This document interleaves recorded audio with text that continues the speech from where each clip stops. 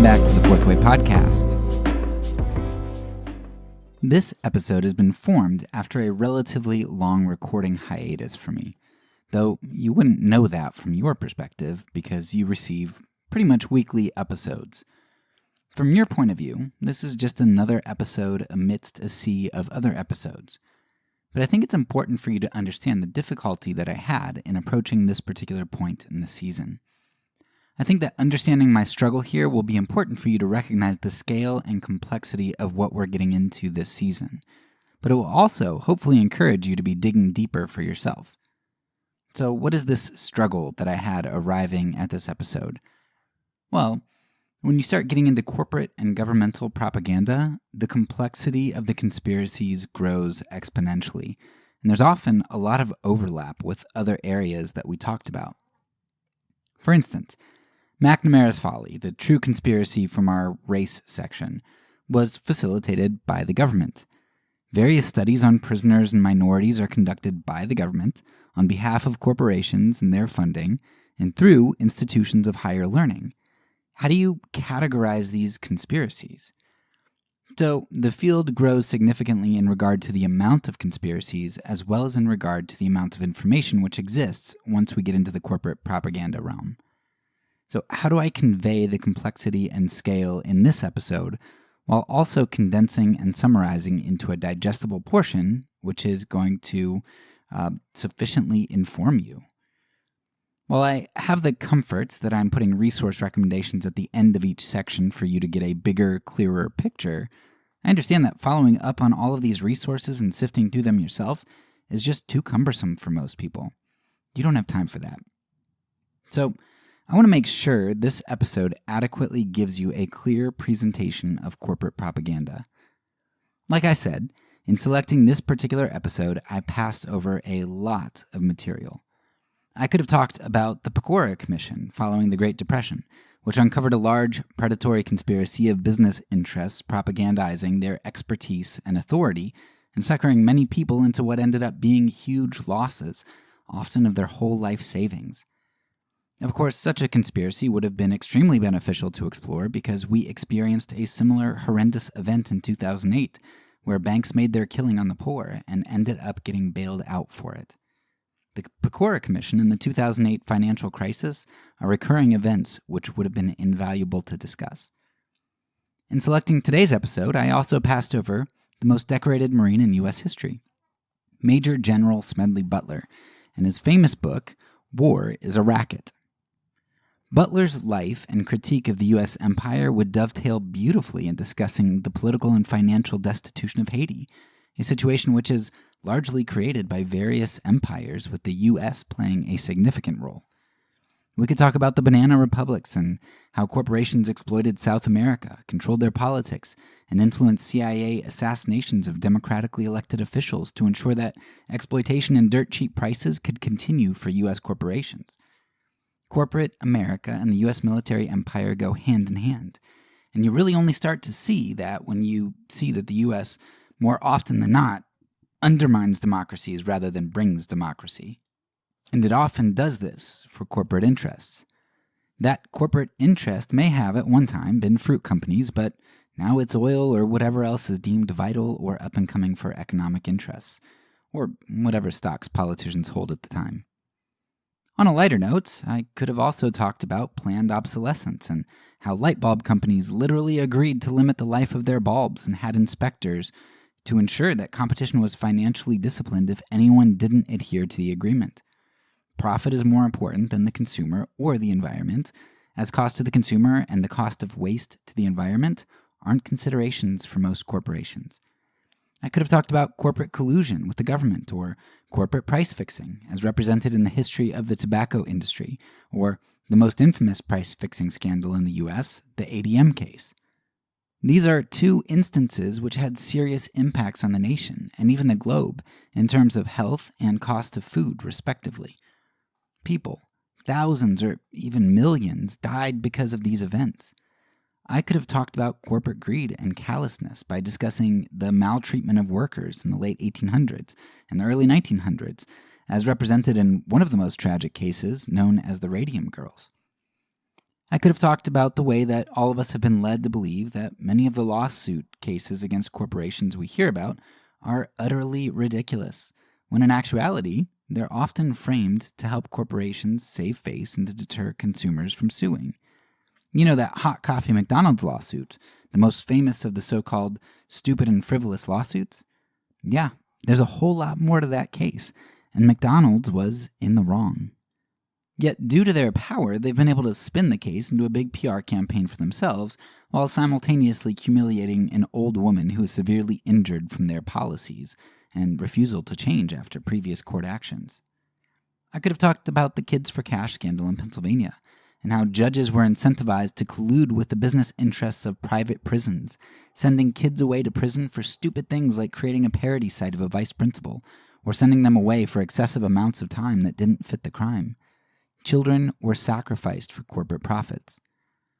I could have talked about the Powell Memorandum and how an associate justice of the Supreme Court talked about the importance of pushing business propaganda and giving businesses more power, a memorandum which certainly makes one look twice at a number of court decisions that he ruled on. All of these events would have been great things to talk about. Some of them would have even been more interesting and important to discuss in regard to modern-day political power structures, Butler and the Banana Republic especially. And that would have been extremely valuable to discuss, and you should definitely follow up on studying that.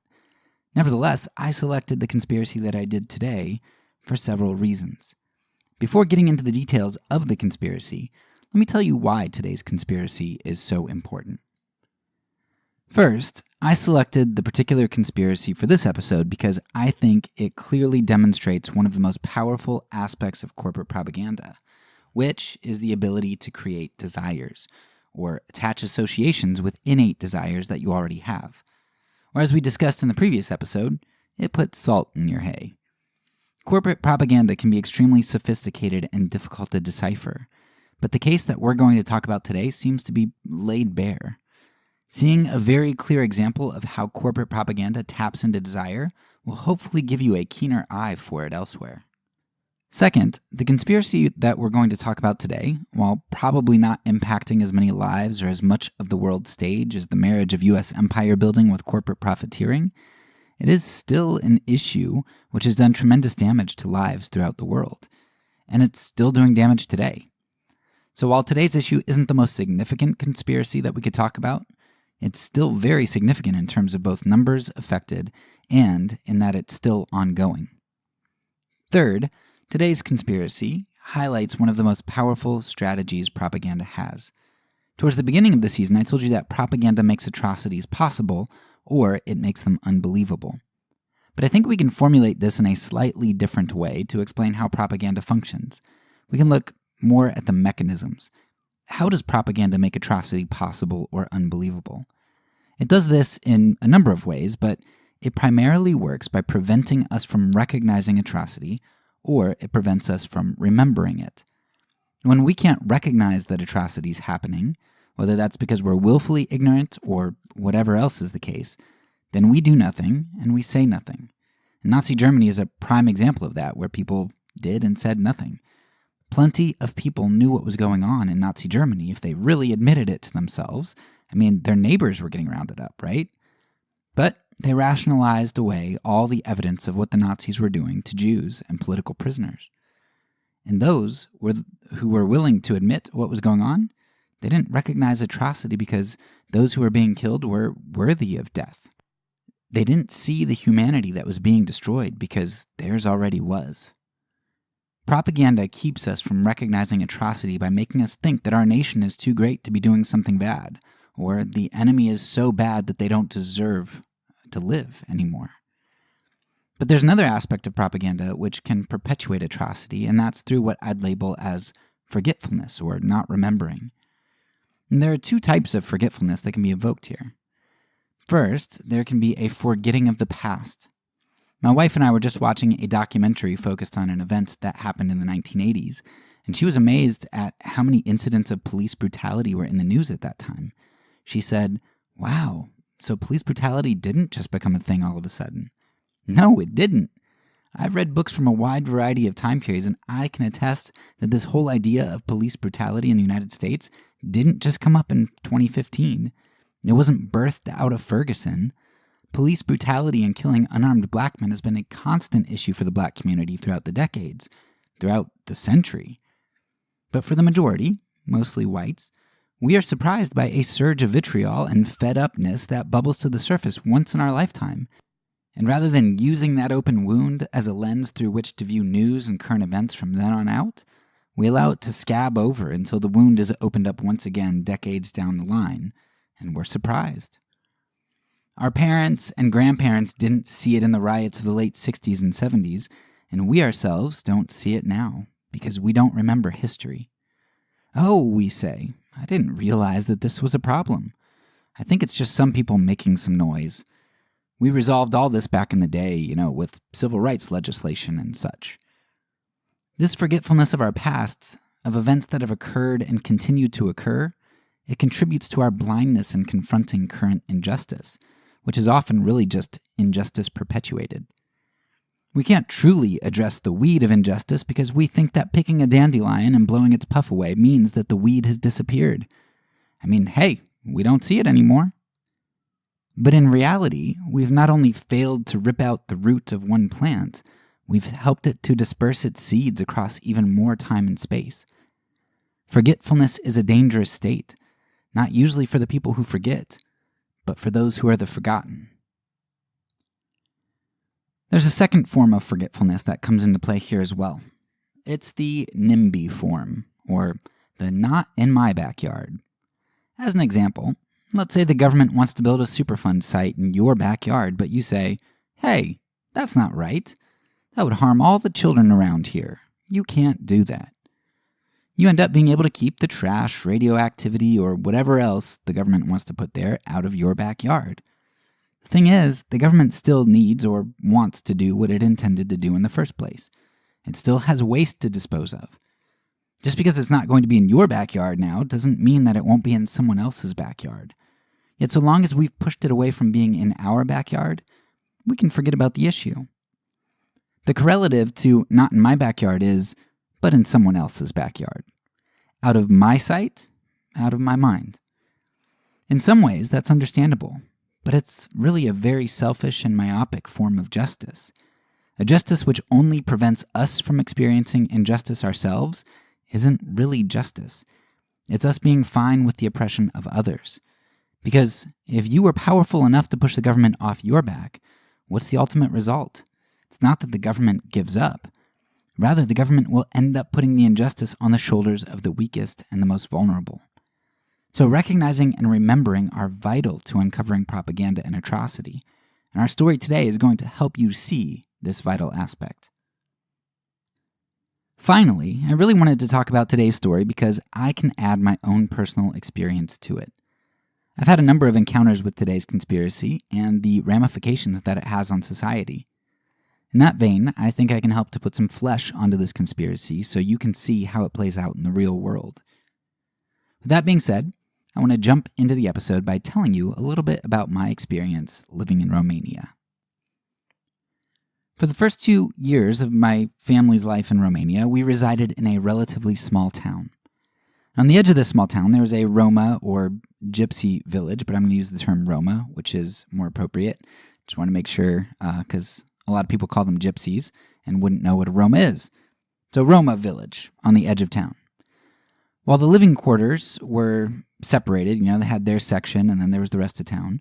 The town was small enough that each day many of the Roma would make their way into town. Some came in to do work, some went up into the mountains for wood, and some would come into town to beg. We built some relationships with several of the Roma families, most of whom had small children.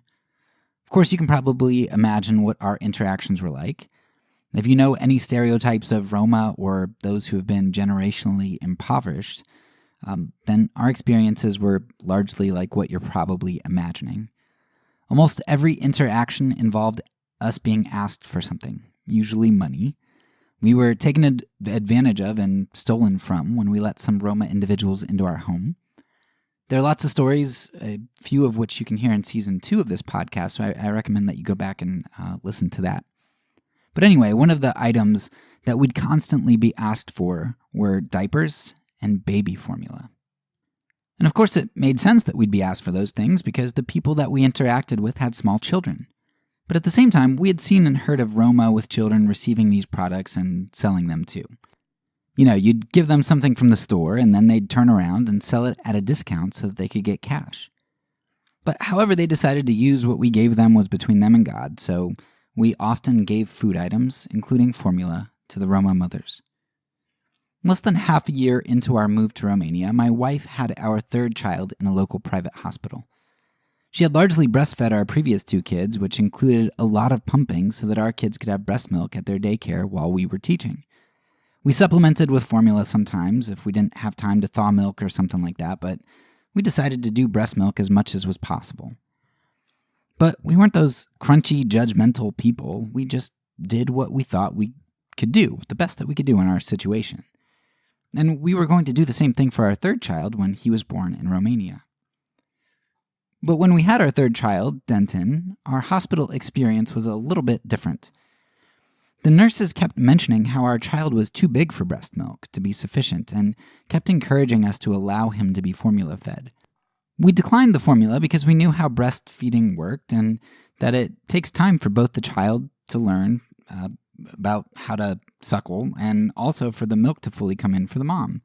But it was a natural part of the process. We weren't concerned at all. It happened with all of our kids. Our kid was just fine with what he was getting. But on the second day, the hospital staff took Denton out of the room for some reason to weigh him or wash him or something. I don't exactly remember what, but when he came back, he was all gassy and he didn't want to eat when he was supposed to. We thought that was a bit odd, and we're pretty sure that they had formula fed him. Whatever. Their culture, their rules, we were fine, no big deal. As we shared our experience and our suspicions with those around us, and kind of told it as a humorous story of cultural differences, they told us how the hospitals push formula here because the formula companies have historically, and perhaps even currently, incentivized hospitals to push their product. We thought that was a gross sort of capitalist-y thing to do, but hey, people can make their own choices. If they want to go with the formula, so be it, even if hospitals are a bit pushy with their salesmanship. Fast forward about a year, and we have started to build a relationship with a young Roma girl, a girl who is 15, pregnant, and promised or engaged or whatever you call it. I don't really know because here the word is concubinage, which translates to concubinage. So I don't know what it was, but we'll go with engaged. But we had this girl and her fiance into our home for meals. We gave her some odd jobs around our house so that she could make some money too. We took her to doctor's appointments, and my wife gave her advice on caring for her body and for raising children. And my wife even prepared her for how to breastfeed and to set up with a breast pump that my wife gave her. So she was set to go. The girl was looking forward to breastfeeding her baby. But wouldn't you know it, that girl came out of the hospital and wasn't breastfeeding. Why? They told her that she couldn't breastfeed. It wasn't sufficient. She didn't produce enough milk. And they fed that baby formula for her stay at the hospital. Of course, it didn't take long for her to actually be unable to produce milk. Now, it is absolutely this girl's prerogative to use formula over breast milk if she wants to. And maybe she was one of the 1 to 5% of women who didn't produce enough milk, or the kid was tongue-tied or something. I don't know. But when you have practically all of the Roma community around here formula feeding their kids because none of them can produce milk, or so the doctors say, it seems like something's afoot here. It ends up that this problem is actually huge. It's huge because not only are these women misinformed on the health benefits of breastfeeding, if it's possible for them to do, but they're also put into an impossible financial situation by being forced into formula feeding by the hospitals. They're already so poor that they're having to beg for food and money. And now you've locked them into at least a year's worth of expensive formula purchases when they could have been producing milk for free. This ruse impacts the mother, the child, and the family in terms of physical health, financial health, and subsequently mental health. And it's done through those who should be the most trusted authorities, doctors and nurses as mouthpieces, and by companies who seek to exploit the most vulnerable people. This experience is why today I want to tell you about the baby killer conspiracy, the story of how various corporations have sold formula to the world. Now, at first blush, it feels like I'm feeding into conspiracy theories when I call a conspiracy to sell baby formula a perfectly legitimate capitalistic venture, I might add, when I call that venture the baby killer conspiracy.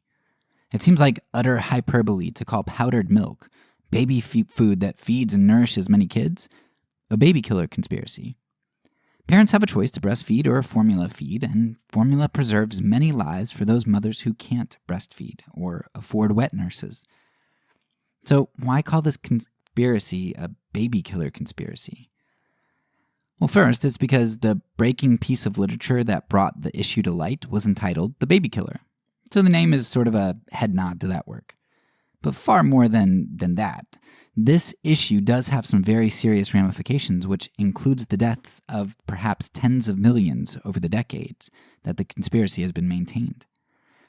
So let's start digging into the details and unpacking why I think the baby killer conspiracy earns a prime spot in our season on propaganda.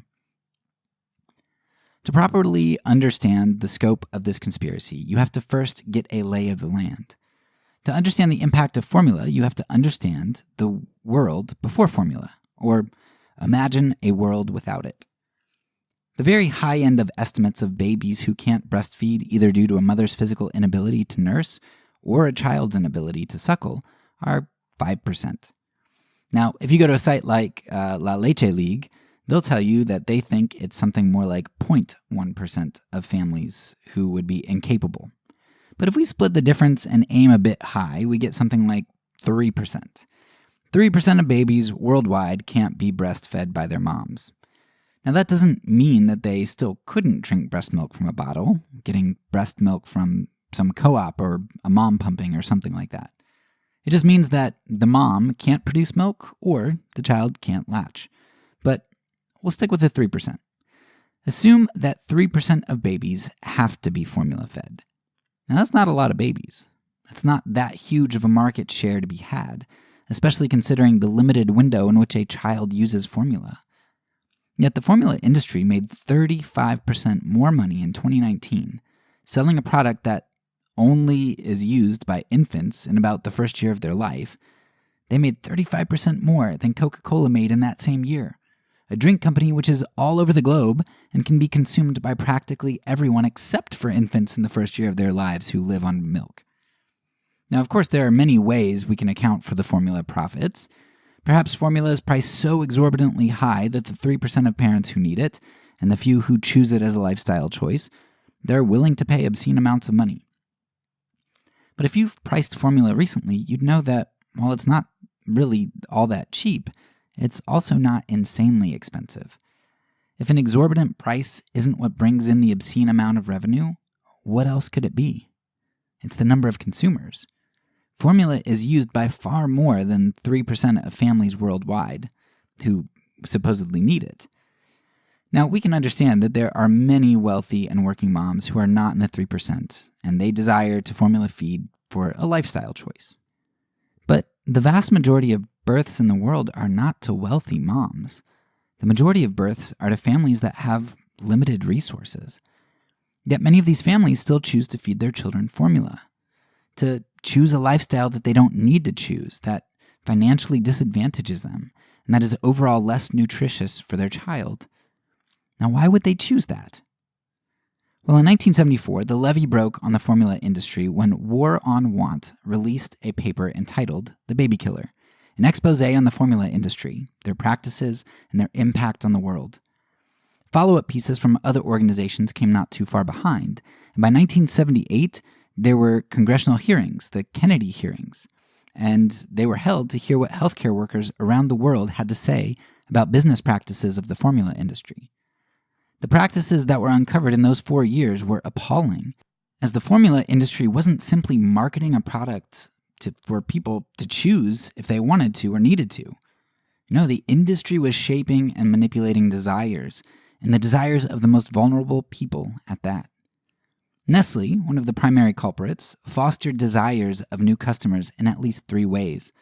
According to the New Internationalist, which I have linked in the show notes, Nestle, quote, created a need where none existed, convinced consumers the products were indispensable, linked products with the most desirable and unattainable concepts, then giving a sample. End quote. Or as Business Insider elaborated, quote, how does this strategy work for infant formula? Formula marketing has systematically undermined its competition, breastfeeding, at both psychological and physiological levels. Promotional campaigns have encouraged the view that breastfeeding is complicated and prone to failure.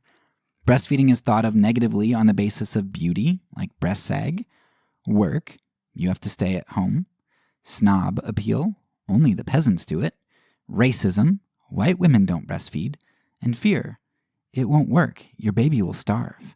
End quote.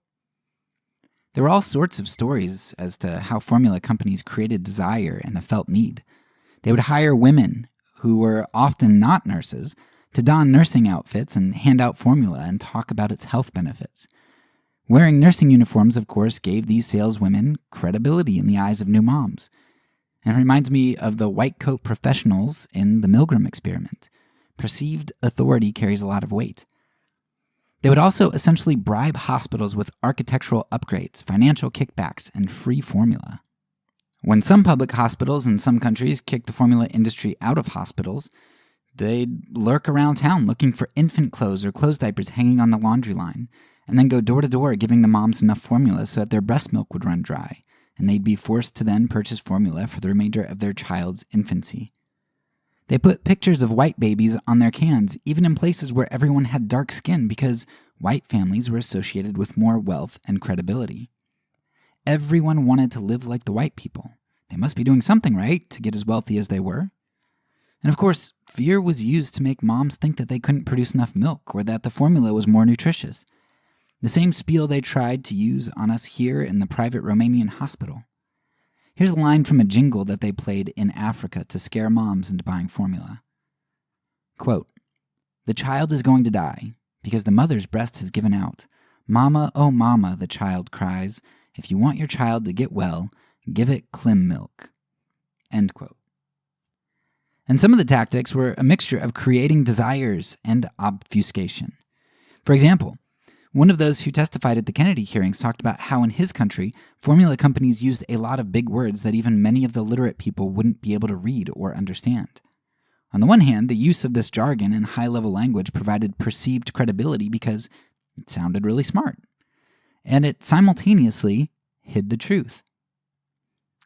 Finally, the formula companies benefited from product recognition. Nestle's name was on many products in the grocery store, so when a person saw that name on a can of formula, it made the formula seem trustworthy and high quality.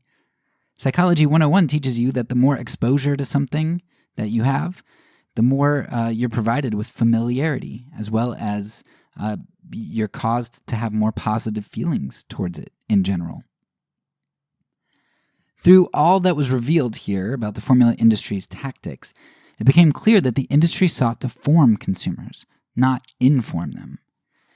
And isn't that really what we've been talking about with propaganda, specifically corporate propaganda? Both ideal capitalism and democracy, in order to function and to be the good that they claim to be, they rely on rational, informed choice.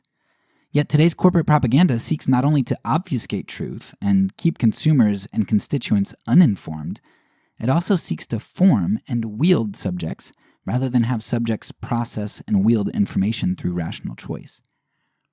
The thing is, this is what pretty much all propaganda is doing in the corporate sphere, and we're largely okay with it because corporations are persons under the law and persons are granted free speech. Yet when it comes to the baby killer conspiracy, we recognize that the same tactics we approve of, or at least put up with, are actually exploitative and wrong.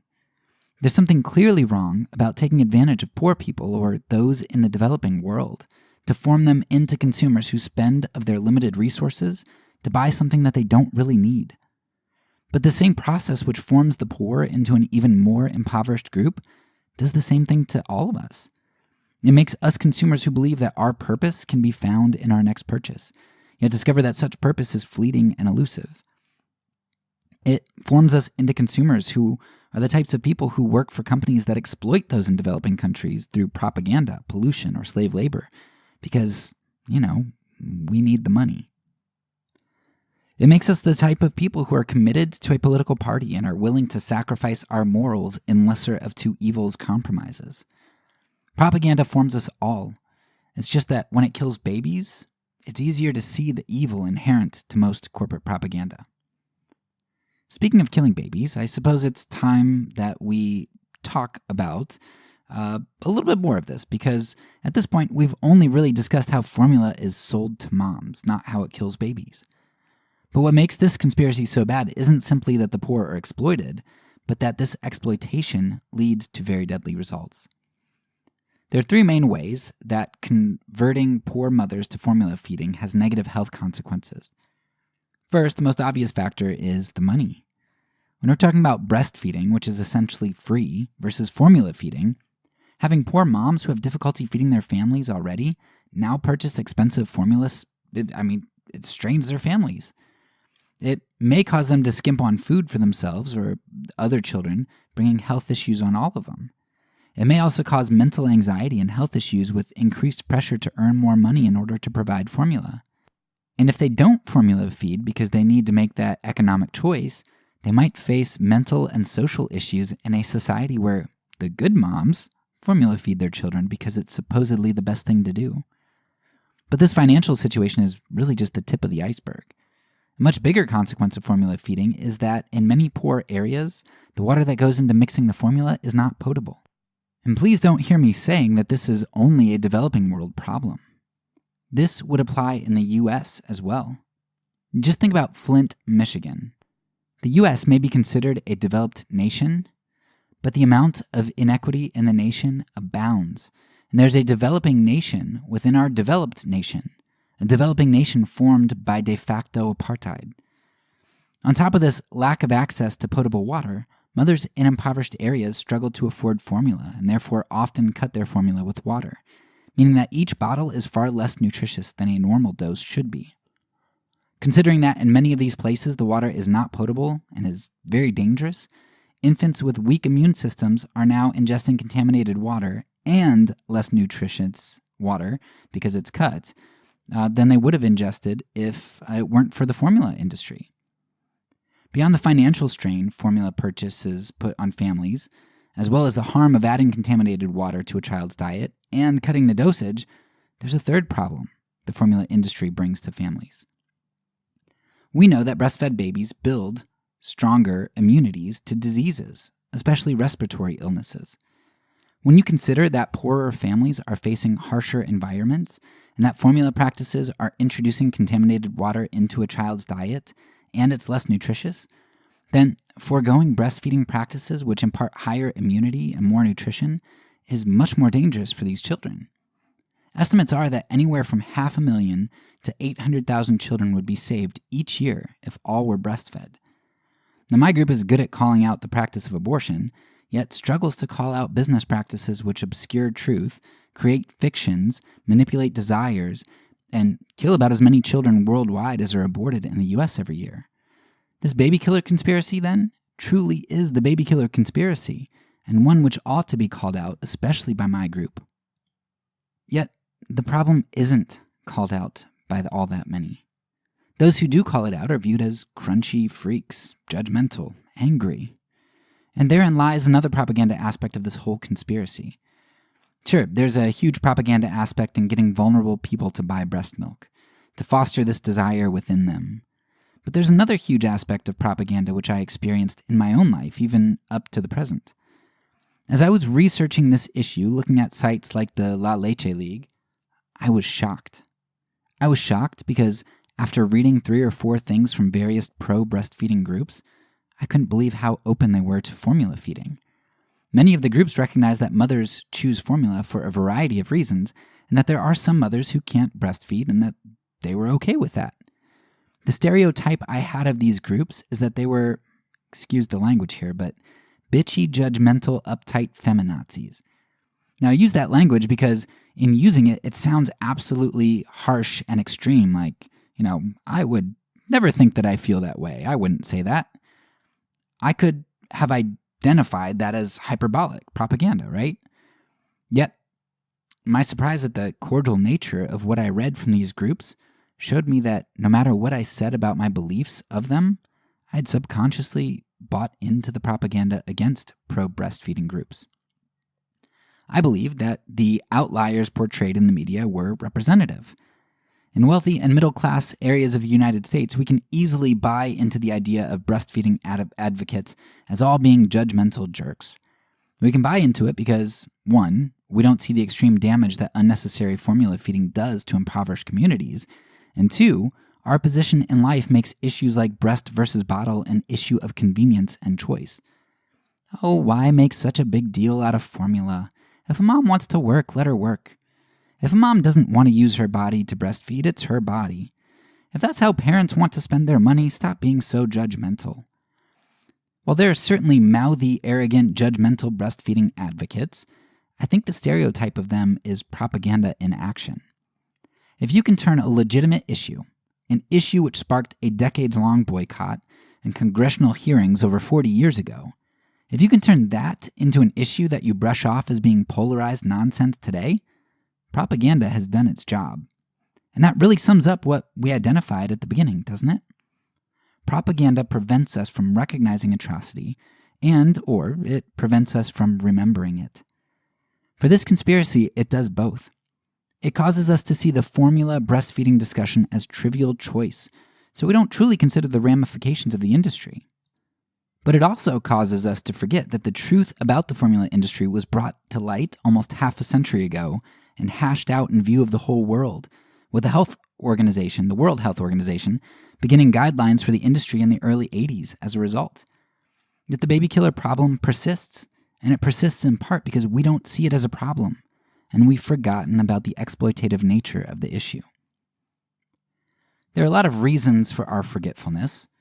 Arrogance at our self-perceived invulnerability to propaganda, individualist notions that we should all be able to make our own choices, ignoring the role of circumstances and misinformation and manipulation, our distance in time from when the issue was first brought to light.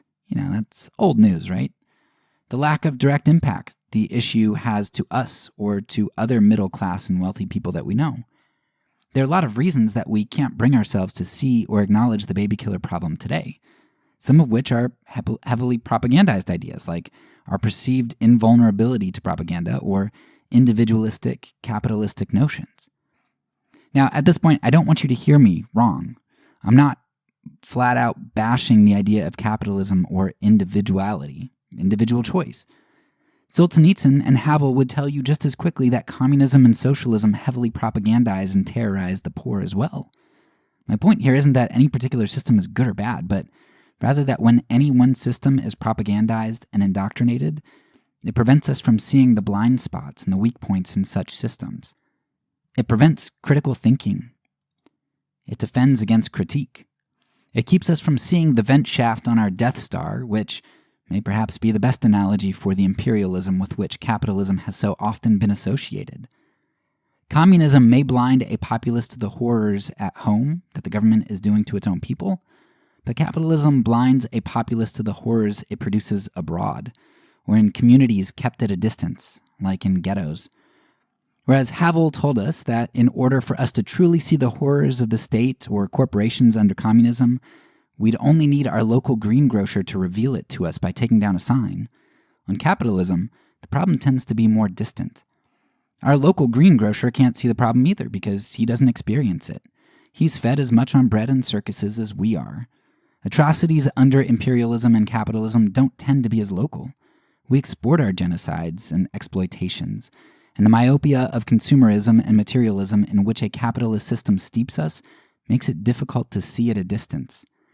It's hard enough to see beyond our gated communities into the ghettos, let alone to see across the seas to the hovels that Havel would have us see.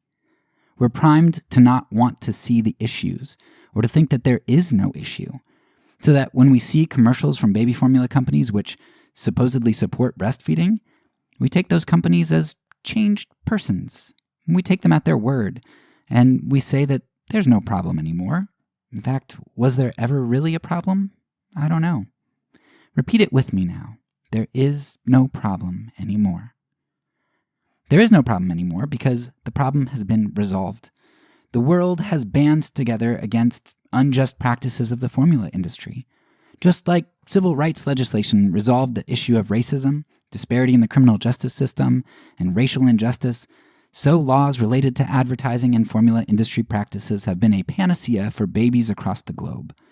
We have made it unethical to promote products in hospitals, shops, or to the general public, give free samples to mothers, give gifts to health workers or mothers, and give misleading information. Of course, these regulations are circumvented all the time, but let's assume for a minute that they weren't. Let's assume that corporations put profit as their ultimate and only goal to the side and cared about humanity. Let's assume that they cared about legislation. Would our problem really be resolved?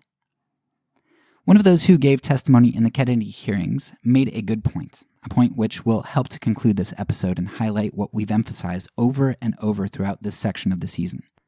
The speaker in the hearing bemoaned that the damage of the industry had already been done. The companies had run propaganda campaigns and had thoroughly propagandized the poor of the world. Were these companies now going to run an unpropagandizing campaign? Of course not. The formula industry had shaped the values, desires, and beliefs of billions of people, a whole generation of people. And people, left to themselves, are propagandizing machines. A generation reproduces not only their genetic material, but also their values, their desires, and their beliefs. That's what a culture is. The formula industry had not only propagandized a generation of consumers, they propagandized an infinitely reproducing group of propagandizers who will propagate their beliefs until they are propagandized or discipled well to do and believe otherwise. Formula propaganda in Romania may comport with World Health Organization expectations. I don't know, but I can tell you that the poor haven't read the WHO guidelines and haven't been trained to value the financial and health benefits of breastfeeding. And even when we have built a close relationship with the poor, our discipling was ineffective to transform a culture propagated with decades of propaganda and discipleship in formula feeding. Corporate propaganda is dangerous because it's powerful and it's insidious. And what it has done is hard to make undone without great effort. It's formative, it's devious, and it's dangerous. You don't see it at first. And even if you do, you have a way of... What was I talking about again? It probably doesn't matter. That's all for now. So peace, and because I'm a pacifist, when I say it, I mean it.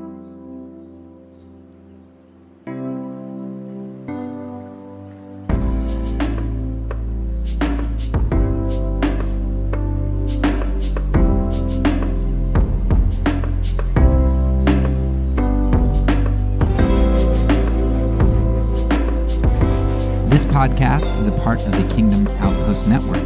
Please check out the links below to find other great podcasts and content related to nonviolence and kingdom living.